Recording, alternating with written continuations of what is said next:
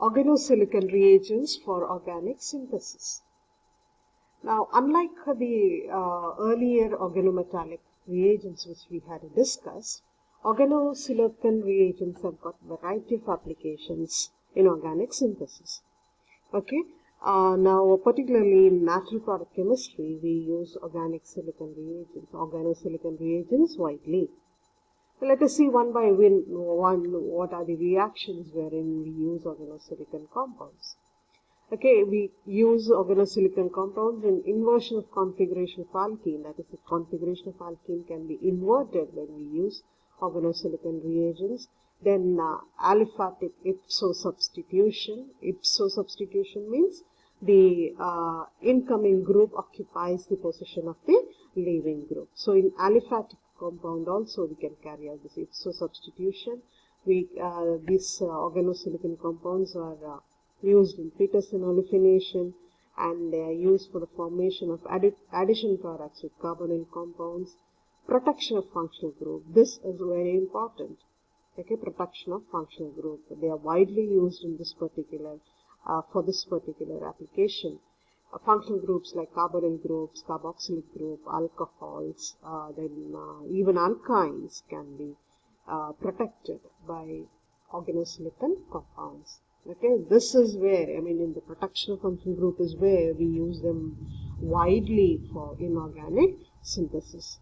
Similar to the aliphatic Ipso substitution, we have the aromatic Ipso substitution also. Now let us see how do we use organosilicon compounds in inversion of configuration. We have this example over here. Now you can see here, you have a transalkene, okay, and then you're treating it with peroxide to get an epoxide. Okay, sorry, not peroxide, peroxy acid to get an epoxide. This reaction you must be knowing, the conversion of alkene to epoxide using peroxy acid. Now this epoxide is treated with our organosilicon compound. Okay, the ring opens, the epoxide ring opens, and you see here the O minus and the silyl group are anti to each other. Now this particular bond is free to rotate. Okay, so it will rotate and in such a way that the silyl group and the O minus group comes in an eclipsed position. Now once this happens, what happens is the electron pair on the oxygen attacks the silyl group because silicon has got an empty vacant d orbital. Okay, and then a double bond will be formed between the carbon-carbon, and then this siloxy group will be removed. Now you see here the two R groups or the two substituents have come on the same side. You're getting cis. You start with trans, you get cis. Now where did the configuration inversion happen? It is during this rotation of the bond. Okay, for the removal of this bulky group or this leaving group siloxy group, this bond rotated, and during that rotation what happened? The two alkyl groups or the two substituents across the carbon-carbon bond came on the same side, and we got the cis compound. Okay, so this is what you can see here. The epoxide ring can be opened by the silyl anion. After ring opening, the carbon-carbon bond rotates and elimination of silyl group happens when OSI bond is formed. That's here. Okay. Now we have this aliphatic Ipso substitution. Now, as I said earlier while introducing the topic, Ipso means the incoming group occupies the same position as the leaving group. Now you have an aliphatic silyl compound here. The silyl group is attached to this double bond. Okay. Now this is our substituent or the electrophile. Okay. Now MECO plus. Okay. Now acyl ion. Now this electrophile will attack the same position as that of the silyl group. see here.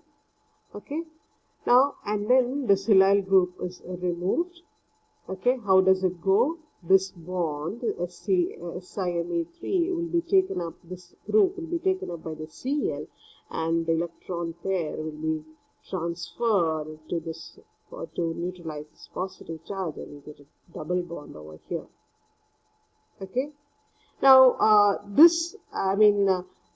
the attack happens here because when that happens,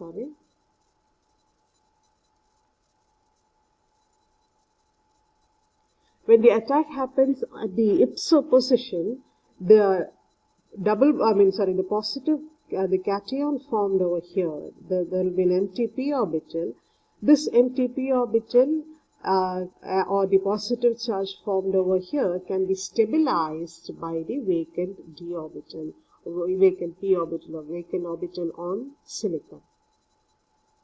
But if the attack was over here on the ortho position, the positive charge would have formed here. Okay, but if in that case, if the positive charge is formed here, the silicon, the positive charge on this particular carbon cannot be stabilized, or this carbocation cannot be stabilized. The metacation, the orthocation can be stabilized by the adjacent silicon, but the metacation cannot be. That's why the attack happens on the Ipso position. Okay. Similarly, here, this is another example. This is a cyclic ring aliphatic compound. Here you have an open chain compound. The substitution happens here, see, with a retention of configuration. That's important. In the early case, what we have seen, there was we had inverted the configuration by first treating it with epoxide. Converting it to the double bond to epoxide.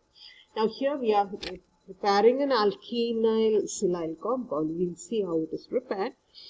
And this alkynyl silyl compound this silyl group can be removed via Ipso substitution, and a functional group can be introduced over here, and you get a new compound with the configuration retained. Alright, so that is aliphatic Ipso substitution. Now similarly, we have aromatic Ipso substitution. See here, you have the silyl group is introduced here.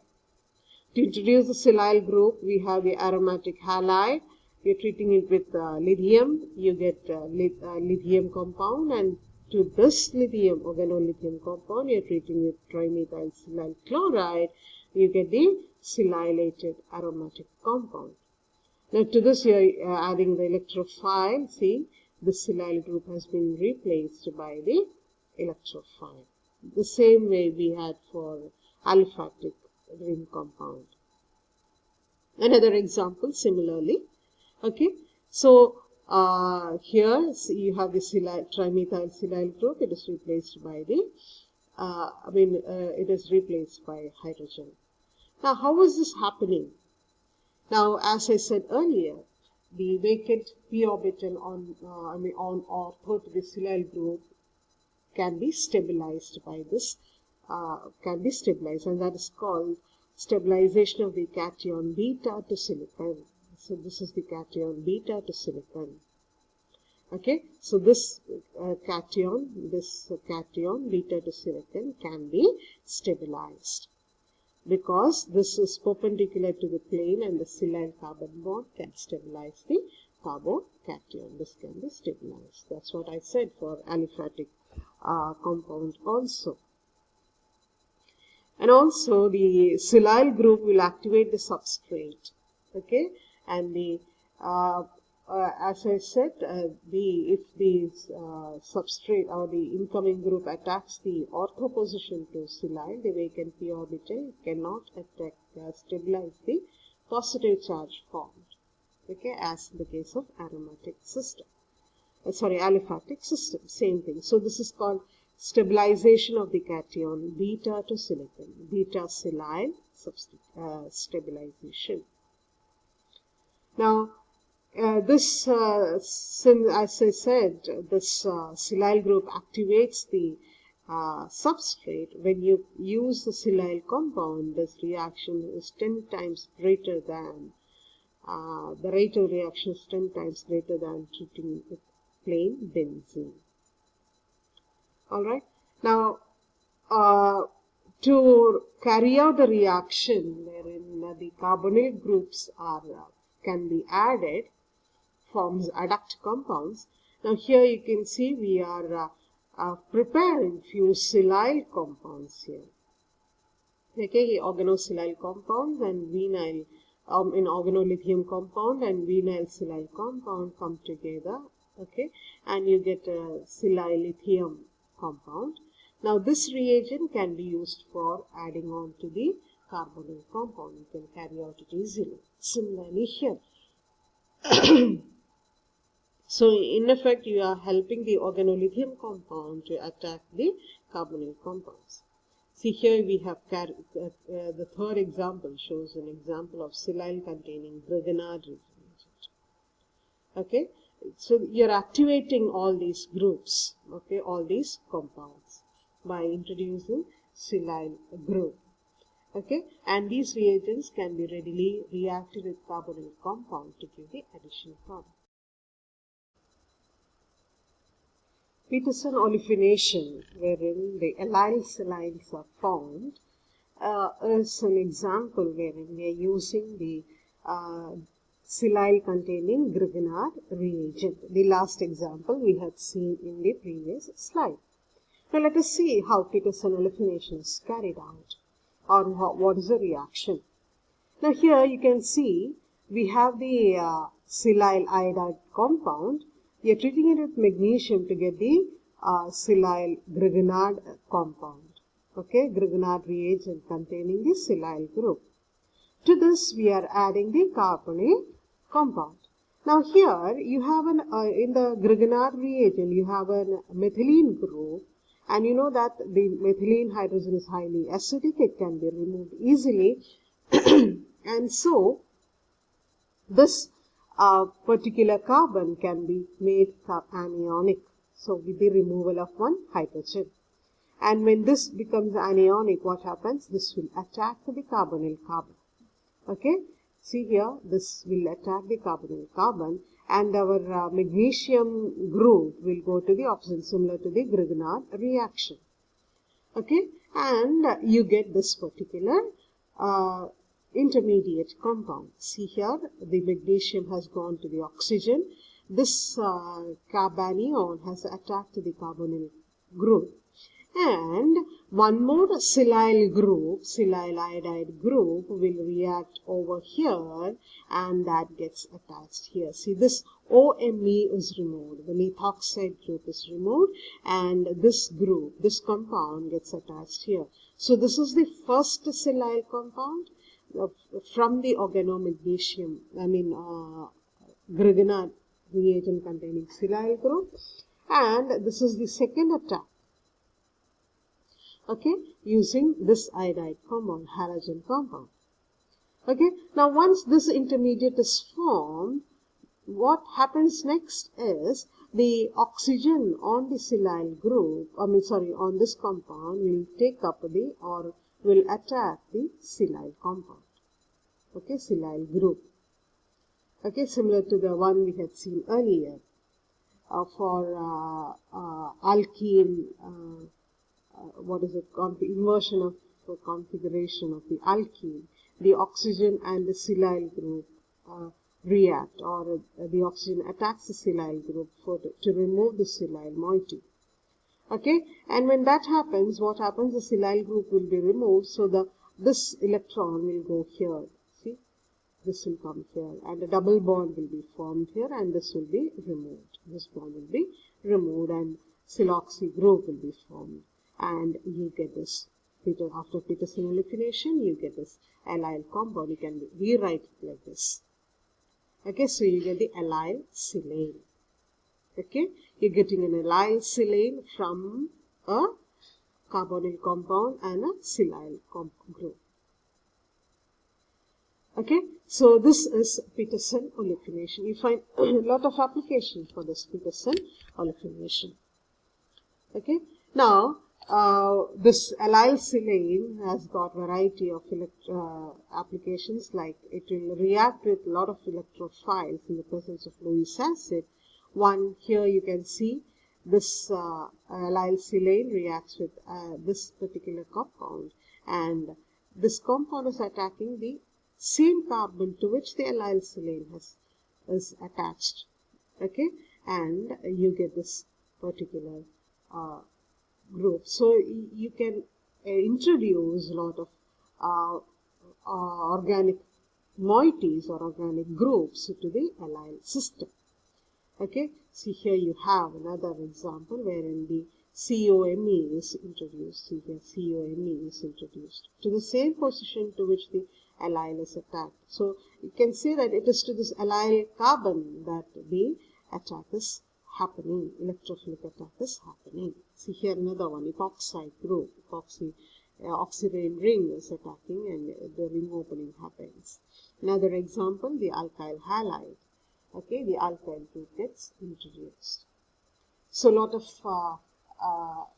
organic synthesis, organic compounds can be synthesized via Peterson olefination.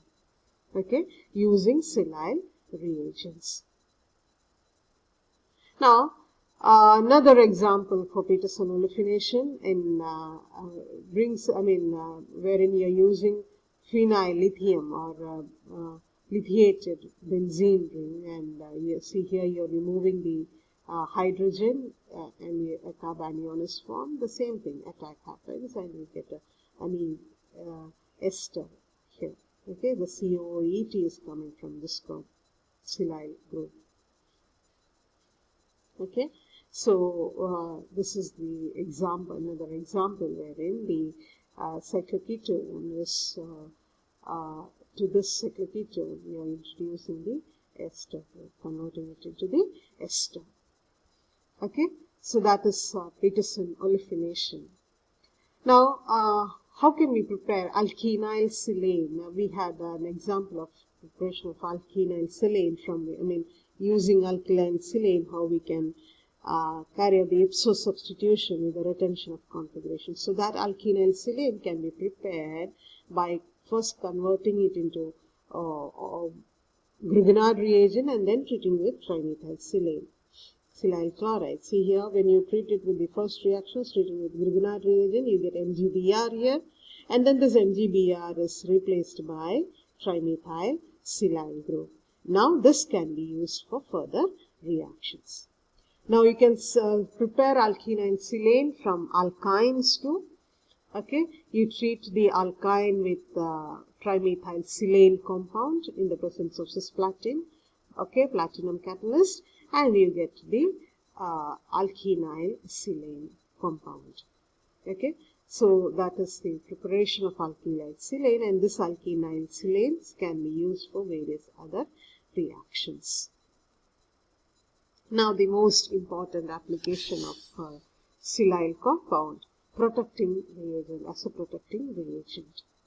Okay, now the first important aspect which you have to understand regarding protecting group is that it can be introduced and can be removed easily without affecting the reactant, without affecting the reaction also. That means the source or the cause of the reaction must not be affected, the substrate of the reaction must not be affected, other functional groups on the substrate must not be affected. Okay, so protecting reagent must have all these qualifications or qualities, and a silyl compound fits into all these qualities. Now, what does the silylating agent do? It will replace the active hydrogen on the chemical species. Okay, so the hydrogen on the OH is replaced by silyl groups. If all the R over here is methyl, you get trimethyl silyl. Okay, see here this hydrogen is removed. One hydrogen is replaced by the silyl compound. Similarly for alkyne also, the acetylene hydrogen, the terminal hydrogen, can be replaced by the silyl compound. Now, what does this do? When you protect an organic compound or organic group, it decreases the reactivity of the functional group. Okay, the reactivity of these functional groups will be decreased when it is being protected by silyl compound. And also it reduces the polar interaction like hydrogen bonding. Okay, now the main objective for carrying out the protection is to protect the reactive functional group during one reaction and to improve the selectivity of a chemical reaction. Say, for example, you have got two functional groups, you want to carry out the reaction only on one particular functional group. You protect the functional group to which you don't need the reaction or the reaction is not desired on. Okay, and so if you have OH and NH2, say suppose, or if you want to carry out the reaction on NH2, protect OH using silylating compound, carry out reaction on NH2. This is just an example I have taken.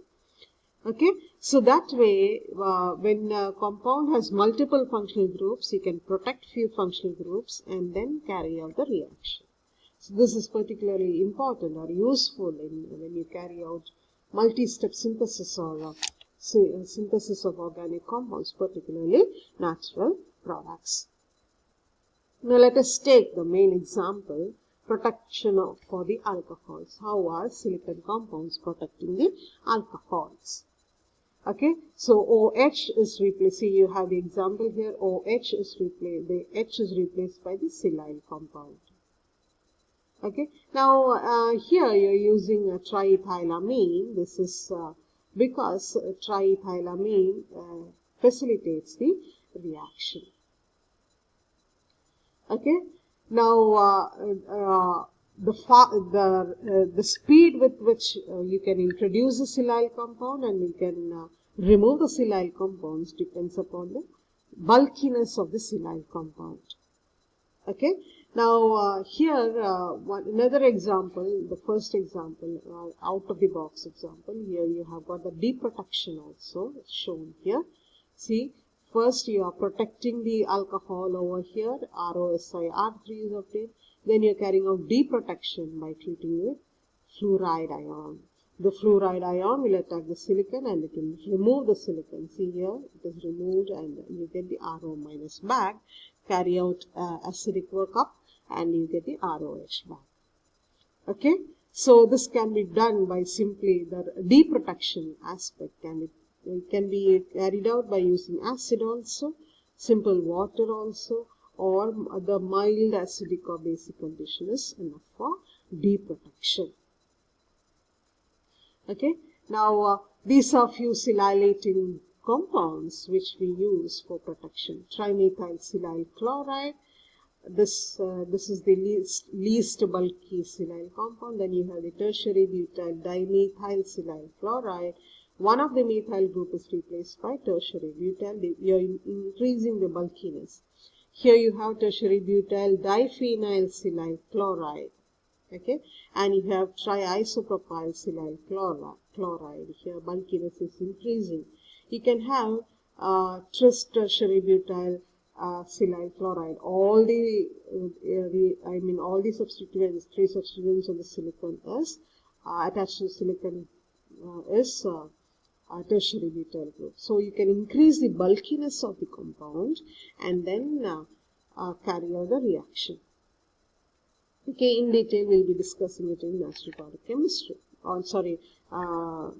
Synthetic organic chemistry when we discuss about synthesis, organic synthesis. Okay, now one particular application is it will help us in selective protection.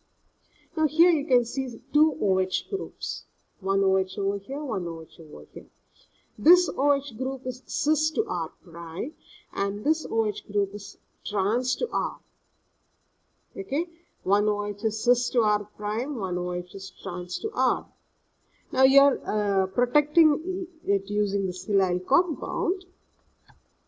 Okay, now the silyl group will go to that OH which is trans to R rather than the OH which is cis. So here you have the least steric hindrance. Okay, so this will be protected and you can carry out the reaction on this OH. See here, this trans OH has been protected and you can carry out the reaction on this OH. Okay, so that is a selective protection. That means wherever there is steric hindrance, it will not go. Where the least hindered alcohol or the least hindered functional group will be protected. Now another selective protection is this one. You can see here, primary alcohol is more reactive towards silane compounds, secondary and tertiary. So if in a compound you have primary and tertiary, the primary can be protected and we can carry out reaction on tertiary reaction compound. Similarly, secondary can be protected, you can carry out reaction on tertiary alcohol. Okay, so this way also selective protection is possible. Selective in the sense regarding the stereochemistry and also regarding the primary, secondary or tertiary nature of the functional group. Alright, so that is protection, selective protection. Now coming to the protection of alkynes. Now when you protect alkyne, you get alkynyl silanes. As it said earlier, the terminal proton on the alkyne is acidic and that particular proton will be highly reactive also, and it may involve in unwanted site reactions. So that particular proton can be protected. Okay, so here you have a protected alkyne. Can you see here?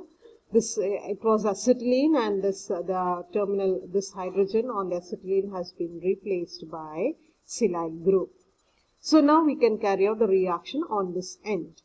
Now you are treating it with the butyl lithium compound, you get lithiated compound.